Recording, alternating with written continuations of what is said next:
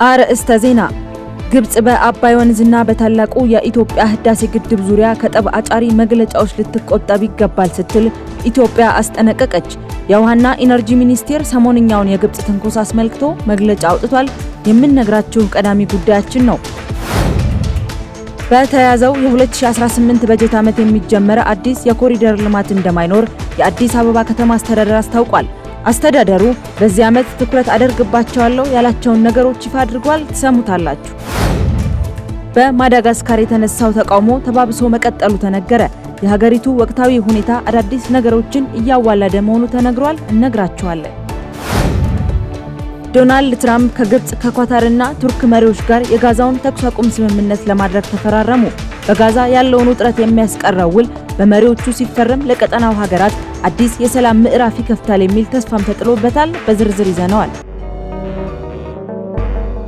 ሰላም ጤና ይስጥልኝ ሀገሬ ቴሌቪዥን ተመልካቾቻችን፣ እንደምን ቆያችሁ? የሰዓቱ ዜናዎች ወደ እናንተ መድረስ ጀምረዋል። ከዜናዎቹ ጋር ምህረት ደግፍ ነኝ። አብራችሁኝ እንድትቆዩ በአክብሮት ጋብዛለሁ።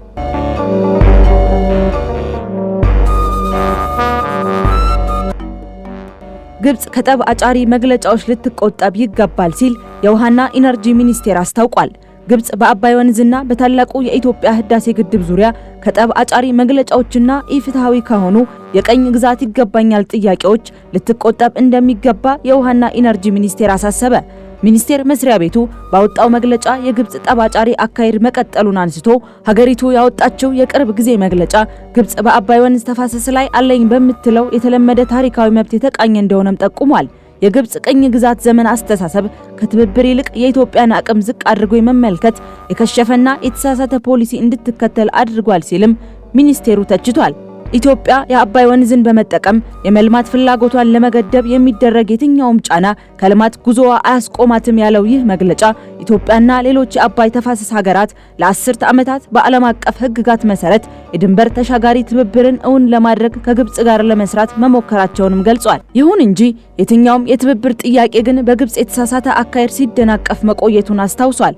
የግብጽ ጣፈንታ ከሌሎች የተፋሰሱ ሀገራት ጋር የተቆራኘ በመሆኑ ብቸኛው ምክንያታዊ አማራጭ ግብጽ ከላይኛው የተፋሰሱ ሀገራት ጋር ያላትን ግንኙነት ከዛቻ፣ ዘለፋና ሌሎች ያልተገቡ ድርጊቶች አጽድታ ከሌሎች የተፋሰሱ ሀገራት ጋር በእኩልነት ስትወያይ ብቻ ነው ሲልም ሚኒስቴር መስሪያ ቤቱ አስገንዝቧል።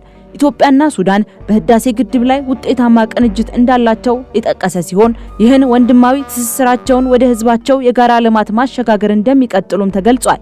ኢትዮጵያ በአባይ ጉዳይ ላይ ካልተገቡ መግለጫዎችና ጠብ አጫሪ ድርጊቶች በመቆጠብ ለዲፕሎማሲያዊ መንገዶችና የወዳጅነት አካሄዶች የቅድሚያ መስጠቷን እንደምትቀጥል መግለጫው አጽንኦት ሰጥቷል።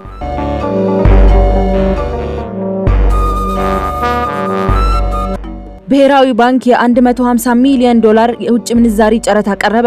የኢትዮጵያ ብሔራዊ ባንክ የ150 ሚሊዮን ዶላር የሚሆን የውጭ ምንዛሪ ሽያጭ ጨረታ ዛሬ ማክሰኞ ጥቅምት 4 ቀን 2018 ዓ.ም እንደሚያካሂድ አስታውቋል። ይህ የውጭ ምንዛሪ ጨረታ ባንኩ የምንዛሪ ገበያውን ለማረጋጋትና የዋጋ መረጋጋትን ለመደገፍ የሚያደርገው ተከታታይ ሂደት አካል ነው ተብሏል። የውጭ ምንዛሪ ገቢ እየጨመረ በመምጣቱ የተወሰነውን መጠን ለባንኮች መመደብ የኢኮኖሚ መረጋጋት ግቦችን ለማሳካት ሲል ብሔራዊ ባንክ አስታውቋል። ብሔራዊ ባንክ የውጭ ምንዛሪ አቅርቦት ጠንካራ መሆኑን በመግለጽ የንግዱ ማህበረሰብና ህዝቡ የውጭ ምንዛሪ ፍላጎት በመደበኛው ገበያ እየተሟላ መሆኑን ማረጋገጫ ሊሰጣቸው እንደሚገባ አሳስቧል። ባንኩ ባለፈው 9ኛ ዙር ጨረታ 150 ሚሊዮን ዶላር አቅርቦ 28 ባንኮች የውጭ ምንዛሪ ድልድል ማግኘታቸውና የ1 ዶላር አማካይ ዋጋ 138.2 ብር ሆኖ መመዝገቡ ይታወሳል።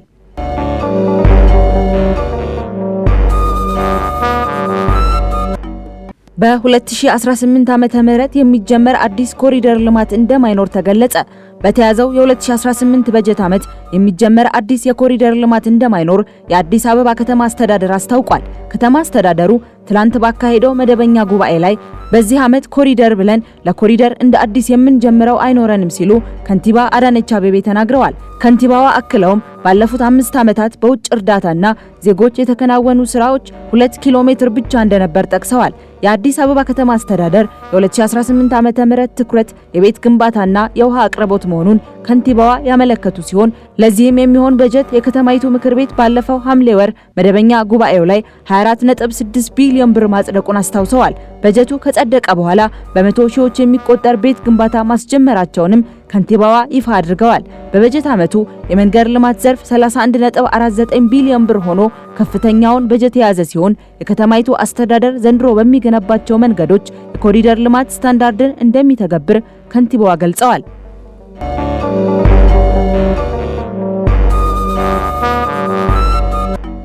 የንጋት ሐይቅ ልማት ፍኖተ ካርታ እየተዘጋጀለት ነው። የታላቁ የኢትዮጵያ ህዳሴ ግድብ የንጋት ሐይቅ ረቂቅ ፍኖተ ካርታ ላይ ውይይት ተደርጎበታል። በንጋት ሐይቅ ላይ በቀጣይነት የሚከናወኑ የመሰረተ ልማትና የቱሪዝም ዘርፍ ግንባታዎች የሚመሩበት ፍኖተ ካርታ በመዘጋጀት ላይ ስለመሆኑም ተገልጿል። ባሳለፍነው ጳጉሜ ወር ላይ በይፋ የተመረቀው ታላቁ የኢትዮጵያ ህዳሴ ግድብ ግዙፍ ሰው ሰራሽ ሐይቅና ከ70 በላይ ደሴቶች እንዲፈጥር ማድረጉ ይታወቃል። በቀጣይነትም በሐይቁ ላይ የትራንስፖርት አገልግሎት፣ የአሳ ሀብት ልማት፣ በደሴቶቹ ላይ ደግሞ በቱሪዝምና ሌሎች ዘርፎችን የማልማት እቅዶች እንዳሉ የተነገረ ሲሆን እነዚህን እቅዶች በተናበበና ዘላቂ በሆነ መልኩ ለማስቀጠል ወጥ የሆነ ፍኖተ ካርታ ማዘጋጀት እንዳስፈለገ የውሃና ኢነርጂ ሚኒስትሩ ሀብታሙ ኢተፋ ተናግረዋል። ፍኖተ ካርታው ላለፉት 2 ዓመታት በመንግስታዊው ኢትዮ ኢንጂነሪንግ አማካኝነት ሲዘጋጅ የቆየ ሲሆን በዛሬው ዕለትም በባለድርሻ አካላት ውይይት እየተደረገበት ይገኛል።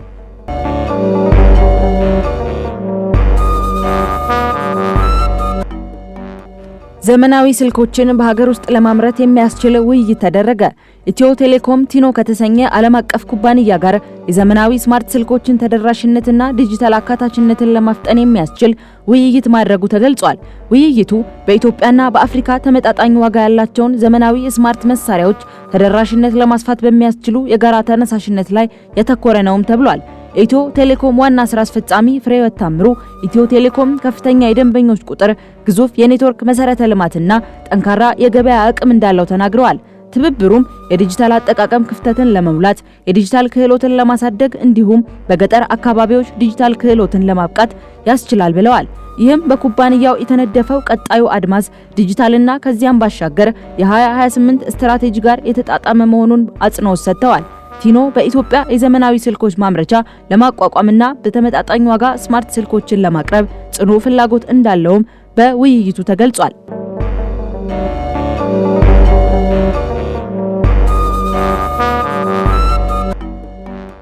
በማዳጋስካር በተነሳ ተቃውሞ ፕሬዝዳንቱ ሀገር ለቀው መውጣታቸው ተሰማ። በማዳጋስካር በተነሳ ተቃውሞ ፕሬዝዳንቱ ሀገር ለቀው መውጣታቸው ተሰምቷል። እንደ ውሃና መብራት ባሉ የመሰረተ ልማት ችግሮች የተቀሰቀሰው አመጽ ተባብሶ ፕሬዝዳንቱ ሀገራቸውን ለቀው እንዲወጡ ምክንያት መሆኑ ተነግሯል። የሀገሪቱ የውጭ ጉዳይ ዲፕሎማቶችና ወታደራዊ ምንጮች እንደገለጹት የሀገሪቱ ፕሬዝዳንት ራጆኤሊና ማዳጋስካርን ለቀው የወጡት የተወሰኑ የሀገሪቱ ወታደሮች መክዳት ከጀመሩ በኋላ ነው ብለዋል።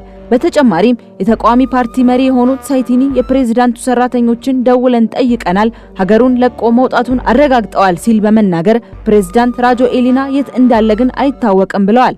ራጆኤሊና በፌስቡክ ለህዝብ ባሰራጩት መልእክት የራሴን ህይወት ለመጠበቅ ደህና ወደ ተባለ ቦታ ሄጃለሁ፣ ማዳጋስካር እንድትወድቅ አልፈቅድም ሲሉ ተናግረዋል። ሆኖም ፕሬዝዳንቱ የት እንዳሉ ከመናገር ግን ተቆጥበዋል። ይሁን እንጂ ከሰዓታት በኋላ ሮይተርስ አጣራሁት ባለው መረጃ መሰረት ራጆኤሊና የቀድሞ የማዳጋስካር ቀኝ ግዢ በሆነችው ፈረንሳይ ወታደራዊ አውሮፕላን ከሀገር ጥለው መብረራቸውን አረጋግጧል።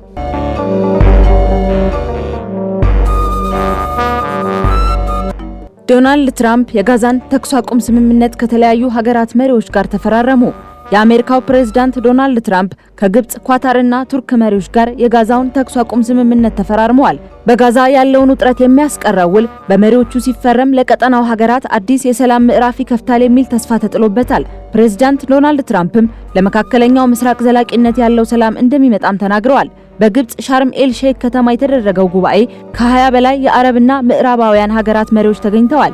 የፕሬዝዳንት ዶናልድ ትራምፕን ባለ 21 ነጥብ የሰላም ስምምነት የተለያዩ ሀገራት የተደነቀ ቢሆንም ቀሪ ያልተመለሱ ጥያቄዎች መኖራቸው ቀጣይ ምዕራፎች ላይም አሉታዊ ጫና ሊፈጥር እንደሚችል እየተገመተ ይገኛል። የመጀመሪያው ምዕራፍ ተኩስ አቁም ውጤታማ ሆኖ ተግባራዊ መደረጉ ከቀድሞ የአሜሪካ ፕሬዝዳንቶች ጭምር አድናቆት ተችሮታል። ቢል ክሊንተን እንዲሁም ጆ ባይደን የቀድሞ ተቀናቃኛቸውን ትራምፕን ሲያደንቁ ተደምጠዋል። የፍልስጤም የአገርነት ዕውቅና ጉዳይ ሐማስ ትጥቅ ይፈታል ወይስ አይፈታም የሚሉትና ጋዛን ወደፊት በምን መልኩ ማስተዳደር ይቻላል የሚለውም ጉዳይ ያልተፈታ ጉዳይ መሆኑ ተጠቁሟል። በድጋሚ ጦርነቱ መጠናቀቁን ይፋ ያደረጉት ትራምፕ የመጀመሪያው ምዕራፍ ተኩስ አቁም ስምምነትን ፈርመናል ማለታቸውን CNN ዘግቧል።